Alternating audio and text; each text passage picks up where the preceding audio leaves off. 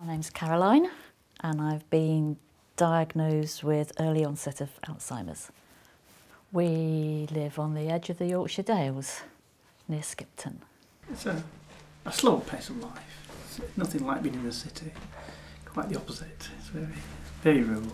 I'd started a new job and it was just up the road and I was really pleased to get a job that was so close. All I can say is that I was unable to do the job.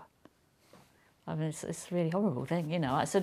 I got there and I've always written stuff down. That's the way I do it. Lots of people do that. But this guy was just sort of saying, it was the MD, you know, and he was saying, well, you don't need to write it down, you know. And of course I did. I mean, now I know why. It was awful. Honestly, I really didn't know what was going on. But at first it was more of a shock thing, wasn't it?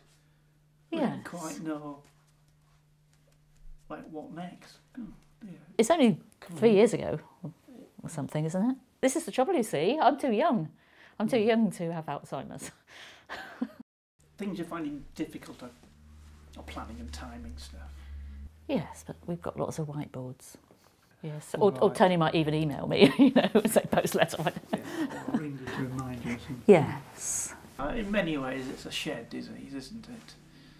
Yeah, you know, it's just misfortune if one of you gets it. It could have been me, just as easily. I put an advert in the Sunday Times and Tony happened to put one in around the same time. And the first date we had, Tony turned up in an old jacket, no money. It was a test. I grew up in Canterbury and that was around then when I started being really interested in music. I went to Guildford University where I actually wanted to be a recording person, but they sort of said, oh, women can't do that. I managed to get into the BBC on its intake in 1977. But I've always sung in choirs. Well, I love it. It's the ultimate team exercise, isn't it? I mean, you can sing on your own, but to sing in a choir is really quite something, you know. It is sometimes difficult to fill my time, you know, and I am a lot of, you know, I am alone quite often, which is why it's good going to, you know, on the walks and things like that.